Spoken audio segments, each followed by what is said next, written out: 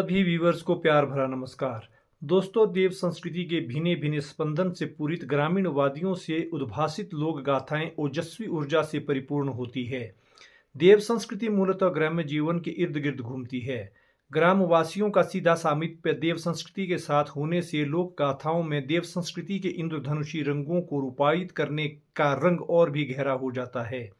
तभी तो लोक कथाकारों की भाषा मानव मर्म को छूती हुई सदैव आगे की ओर बढ़ती जाती है। यह ब्लॉग शिरगुल देवता और उनके छोटे भाई बिजट देवता की देव परंपराओं के अंतर्गत बहुप्रचलित लोक संस्कृति के इर्द गिर्द रहने वाला है, जिसमें शिरगुल बिजट देव संस्कृति से लुप्त प्राय होता द्यांकरा यानी 10 वर्षीय त्योहार, बिजट देवता के जागरे और देवकार और चेरूश, शिरगुल बिजट देवता की छड़ी यात्रा, शिरगुल बिजट देवता के बकरों की शाल, शिरगुल बिजट देवता का धनला सिरमौर पर एक छत्र साम्राज्य, शिरगुल देवता के अंगरक्षक चूरूवीर के मंदिरों और उनके कथानकों को लेकर मनमोहक लोक संस्कृति पर लोक साहित्य सुनने को मिल पाएगा। शिरगुल बिजट देव परंपराओं और रीति रिवाजों पर पूरी स्टोरी का आनंद लेने के लिए आपको ब्लॉग के अंत तक जुड़े रहने का प्रयास करना होगा। शिरगुल बिजट देवता की धारावाहिक लोक गाथाओं को सुनने के लिए शामिल हो रहे नवोदित व्यूवर्स भी चैनल को सब्सक्राइब कर लेना। शिरगुल देव संस्कृति के संसर्ग से शिरगुल देव अधिष्ठित जनपदों में देव आस्था की डोर बहुत मजबूती के साथ सतत आगे बढ़ती ही जा रही है, मगर आधुनिक रंग ढंग और आधुनिक ढंग की जीवन शैली से देव संस्कृति के संवर्धन, परिरक्षण, प्रोत्साहन और पोषण में कहीं ना कहीं टूटन सी दिख पड़ती है। देव संस्कृति के संवाहकों की कार्यशैली भी कुछ शिथिल सी हो गई प्रतीत होती है। शिरगुल बिजट देव संस्कृति की कुछ दुर्लभ दर्शनीय देव परंपराएं जनमानस से धीरे धीरे लुप्त होने के कागार पर आ टिकी है। इसमें शिरगुल बिजट देवता के अपने अपने क्षेत्राधिकार में कायदे और कार्य यानी देव परंपरा के लिए निर्धारित नियमों के अनुसार 10 वर्ष के पश्चात मनाया जाने वाला वंदनीय देव त्योहार द्यांकरा तो हमारे समाज से जैसे गायब सा हो गया है। स्थानीय बोली का शब्द द्यांकरा शब्द भी नई पीढ़ी के लिए उपहास से कम नहीं रह गया है, क्योंकि जो देव त्योहार लोक मानस में अपनी हाजिरी लगाने में भी असमर्थ सा हो जाए तो उस देव त्योहार के पिटारे में बंद परंपराएं और रीति रिवाज भी शून्य में विलीन होते जाते हैं। शिरगुल बिजट देव संस्कृति में द्यांकरा का तात्पर्य शिरगुल और बिजट देवता के अपने अपने परगनों में शाही शोभा यात्रा से लिया गया है, जिसमें देव पालकियां, सोने और चांदी की छड़ियां, चांदी के ढोल नगाड़ों, करनालों, रणसिंगा और शहनाई वादन के साथ शाही शोभा यात्रा एक कायदे के मुताबिक विशाल जनसमूह को साथ लेकर आगे की ओर बढ़ती थी। ऐसी शोभा यात्रा रात्रि विश्राम के लिए केंद्रवर्ती ग्राम में पूर्व निर्धारित ठहराव ठिकानों पर ठहरती थी और दूसरे दिन उसी साज सज्जा के साथ शोभा यात्रा आगे की ओर बढ़ती थी। शोभा यात्रा का यह क्रम कभी कभार तो 3, 4 या फिर 6 महीने तक भी चलता रहता था, जो अब थमसा गया है। ऐसी शोभा यात्रा से जनता पर प्रोक्ष देव टैक्स संग्रहण जैसी प्रक्रिया भी परिलक्षित होती थी। शिरगुल बिजट देव संस्कृति में जागरे, देवकार और चेरूश आयोजित किए जाने की सशक्त परिपाटी भी रही है। इस परंपरा के अंतर्गत शिरगुल बिजट भक्त देव मंदिर में देव विग्रह के सम्मुख लिए गए संकल्प यानी इच्छा पूर्ति कामना के आशय से अपने सामर्थ्य के मुताबिक जागरे, देवकार या फिर चेरूश हर्षोल्लास यानी खुशी के साथ आयोजित करवाते हैं। इसमें शिरगुल बिजट देवता के जागरे यानी जागरण पर काफी खर्च वहन होता है, जो आम जनता के लिए पहुंच से परे का हो जाता है।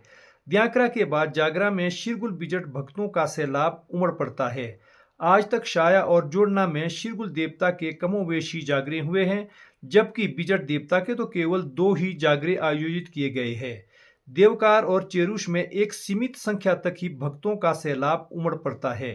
अंतर सिर्फ इतना है कि मुख्य देव विग्रह मंदिर से बाहर निकलकर जागरे में शामिल होते हैं, जबकि देवकार और चेरूश में आमतौर से बिजट देवता की सोने की छड़ी लोकवाद्य यंत्र के साथ आयोजन गृह तक जाती है। यहाँ देवकार का अर्थ बिजट देवता की सोने की छड़ी के साथ आयोजित किए जाने वाले भव्य देव अभिनंदन से हैं, जो कभी भी मनोकामना पूर्ण होने पर आयोजित किया जा सकता है, और चेरूश यानी हर तीसरे वर्ष बिजट देवता के स्वर्ण छड़ी आयोजन से है। यह भी इच्छा पूर्ति के लिए आयोजित की जाती है। शिरगुल बिजट देव संस्कृति में कूतग्राही यानी देवकर वसूली की नायाब परंपरा लोकमानस में छड़ी यात्रा के नाम से मशहूर है। शिरगुल बिजट देव संस्कृति में छड़ी यात्रा अत्यंत लोकप्रिय तो है ही, लेकिन असीम आस्था का प्रतीक भी है। शिरगुल देवता की तीनों राजधानियों यानी शाया, जोड़ना और सराम में छड़ी यात्रा का खासा प्रचलन रहा है। छड़ी यात्रा का तात्पर्य इन तीनों देवस्थानों में से शाया और जोड़ना से शिरगुल देवता और सराहा से बिजट देवता की चांदी की छड़ियां कूतग्राही के लिए मंदिर से एक कायदे और देवकार कानून के अनुसार प्रस्थान करती है। शिरगुल देवता मंदिर शाया में शिरगुल देवता की केवल एक ही चांदी की छड़ी है। भक्तों की सुखना पूरी होने पर भक्त शिरगुल देवता की छड़ी को अपने घर ले जाने के लिए निवेदन करते हैं। तदोपरांत छड़ी चिब्रोन खदराई ब्राह्मण के कंधों पर याचक के घर जाती है। जोड़ना में शिरगुल देवता की 2 चांदी की छड़ियां हैं। हर तीसरे वर्ष दीपावली के बाद इनमें से एक छड़ी 4 बहाल और 14 परगना के भीतर सिपाहिक ब्राह्मण और दूसरी छड़ी गूंड रियासत यानी गूंड जनपद में जुंगू खानदान के जगाईक देवा कूतग्राही के लिए लेकर जाते हैं। बिजट देवता मंदिर सराहा में कूतग्राही परंपरा का अभी तक प्रभावदार असर देखने को मिलता है। बिजट देवता की 8 रजत छड़ियां कूतग्राही के लिए बैशाख मास साजा को शुनकटा ब्राह्मण के कंधों पर निकलती है। इन छड़ियों के साथ चलने वाले एक एक शुनकटा ब्राह्मण के कार्य एवं दायित्व बिजट देवता भंडारी द्वारा बैशाख मास साजे को ही एक आम बैठक में निर्धारित किए जाते हैं। बिजट देवता की 8 छड़ियों को वैशाख मास से कूतग्राही के लिए उन्हें आवंटित किए गए परगना और रजवाड़ों के लिए बिजट देवता मंदिर सराहा से रवाना कर दिया जाता है। प्राचीन देव परंपरा के अनुरूप इन छड़ियों के लिए चयनित गांव में एक डेरा यानी विश्राम गृह पहले से ही उपलब्ध रहता है। बिजट देवता मंदिर सराहा से परगना शंठा के लिए निकली बिजट देवता की छड़ी यात्रा पर आए शुनकटा ब्राह्मण राजू शर्मा के साथ हुई परिचर्चा के अंश व्यूवर्स के साथ साझा किए जा रहे हैं। तो बिजट महाराज की बात चली हुई है तो हम 8 छड़ियाँ वहाँ से सराहा से आती है साल की साल। जब सराहा से साल की साल आती है तो हर जगह में जैसे सरमौर है, रिनका पच्छाद है, चिपाल है और चेता है, हर जगह में ये पाथा और चांदी की छड़ी जाती है। तो जेठ बैसाख को वापस आते हैं तो पीछे जो दूर दूर की छड़ियाँ है वो भदों के महीने में चली जाती है। अच्छा, जो नज़दीक है वो शौच के महीने में कुछ छड़ियाँ जाती है, जैसे झीना, जोखोली, मड़ाउग और दूना, खारू और चांजू में, और वो आती है शौच के महीने में। 8 छड़ियाँ सारे इलाके में घूमती है और जहाँ तक बिजट महाराज जा सकता है, जैसे नीचे रोडू है और कोटखाई है, जुबल है, हर जगह में चला जाता है बिजट महाराज, इनको नहीं रोकते। और जाता का के लिए कि साल के बाद जो ये पथा है साल का देते थे ये भर के, जैसे अब गेहूँ है, चौड़ा है, जू बोस है, तेई दे होती है।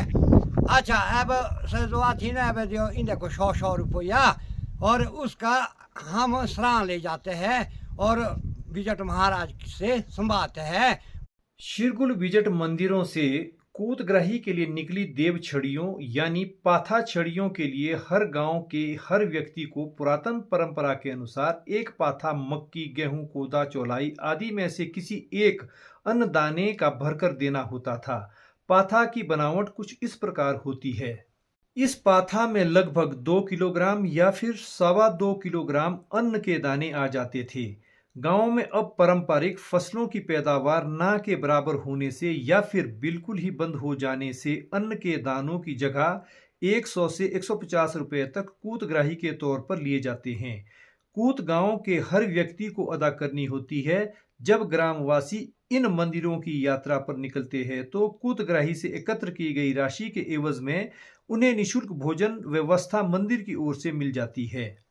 शिरगुल बिजट देव परंपरा में पशु प्रेम और पशु लालन पालन पर विशेष बल दिया गया है।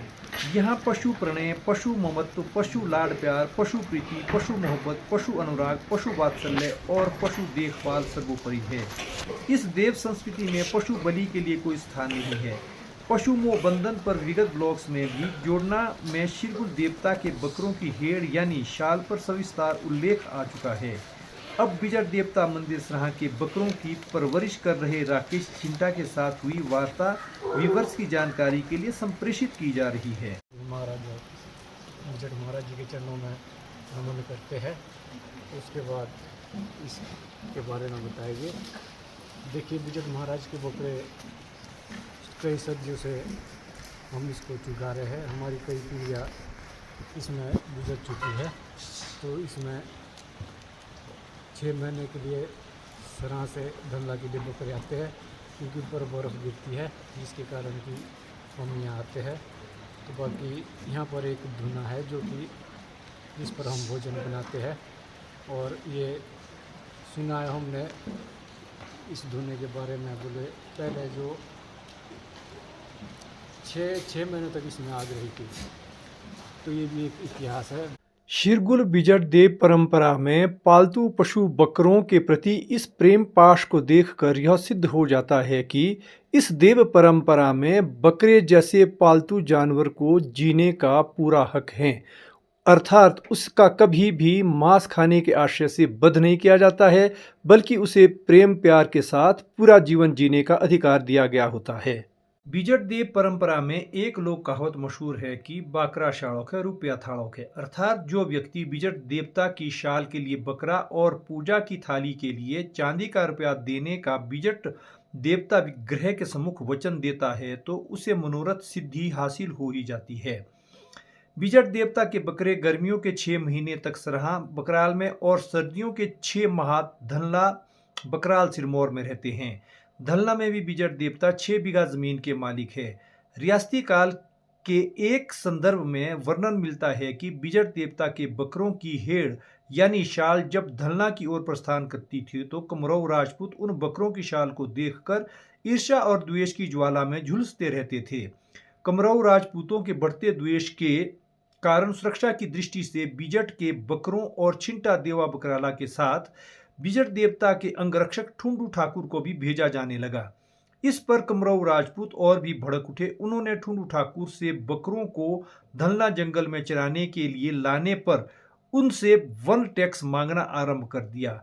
वन टैक्स देने से ठुंडू ठाकुर ने इनकार कर दिया था। इसी जदोजहद पर रियासती काल में ठुंडू कमराऊ पर एक विस्तृत लोक गाथा यानी हारुल भी बनकर तैयार हुई है, जिसके बोल कुछ इस प्रकार हैं।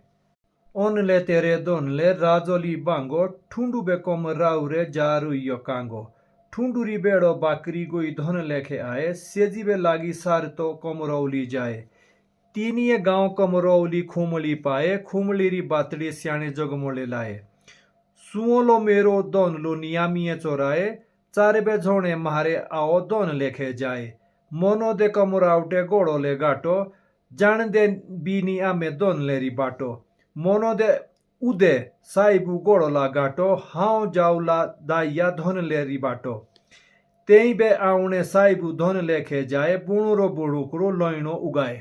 यह हारुल बहुत लंबी है। अगर आपको हारुल सुनने का शौक है तो कमेंट बॉक्स में अपने कमेंट दें। इसके पश्चात शिरगुल देवता के गण यानी चूरू वीर की लोक गाथा के साथ संवाद को आगे बढ़ाया जा रहा है।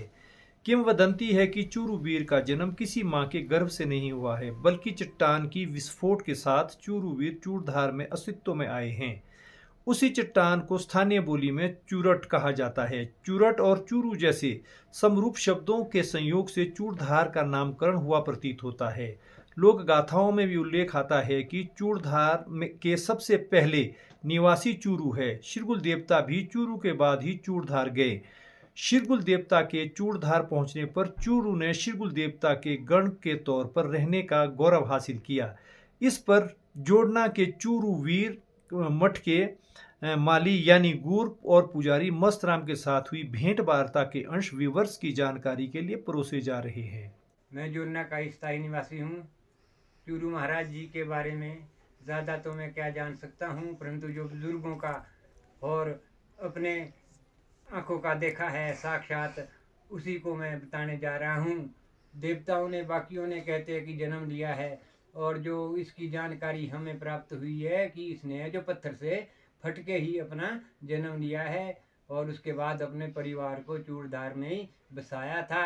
और चूरू महाराज जी वहीं जब श्री गुरु महाराज जी चूड़ से दिल्ली गए तो वहाँ पर चूरू महाराज जी था, उसके ऊपर अटैक दानव ने किया था। फिर श्री गुरु महाराज जब दिल्ली से आए तो उसको बिजली के साथ भगाने के बाद अपने चरणों में चूरू महाराज को वहाँ स्थित किया। शिरगुल देवता की 13 राजधानियों में से शिरगुल देवता मंदिर शाया एक ऐसा देव स्थल है जहाँ चूरू का मठ नहीं है। क्योंकि शाया शिरगुल देवता की जन्मस्थली होने से चूरू मठ शाया में न बनकर सनौत में बनाया गया। आजकल उसी चूरू मठ का जीर्णोद्धार करवाया जा रहा है। जोड़ना भैवी चूरू मठ शिरगुल देवता मंदिर के समीप ही है, जिसका नवनिर्माण का कार्य प्रगति पर है। विजट देवता मंदिर सराहा के पार्थिव छोर पर चूरू वीर का आलीशान मठ है। सराहा में चूरू वीर मठ पर चूरू वीर के युवा माली यानी गुर रविंदर उर्फ छोटू के साथ हुए संवाद से आपको सीधे रूबरू करवाया जा रहा है। ये जो महाराज मंदिर चूरू महाराज जी का सराहा में श्री विजट महाराज जी के मंदिर के साथ में ही है। चूरू महाराज जी शिरगुल महाराज जी के गण है। ये चूड़धार में भी है। इनकी एक शिला है जिसको हम अपनी भाषा में चूरू की घोड़ी बोलते हैं। तो वहाँ पे जब शिरगुल महाराज जी शाय से आए तो वहाँ पे दानव नाम का एक राक्षस रहता था, जो वहाँ पे पहले राज करता था। फिर शिरगुल महाराज जी ने और चूरू महाराज जी ने इसको मिलकर वहाँ से भगा दिया और वहाँ पे इन्होंने मिलकर राज किया। धन्यवाद। शिरगुल देव संस्कृति के नाना उपमान और बहुरंगी वार्ताएं और लोक गाथाएं अगर आपको पसंद आई हो तो वीडियो को लाइक करें और शिरगुल देव संस्कृति पर उद्धृत इस लोक साहित्य को हर शिरगुल भक्त तक पहुंचाने के लिए हर संभव कोशिश करते रहें। हर हर शिरगुल, घर घर शिरगुल।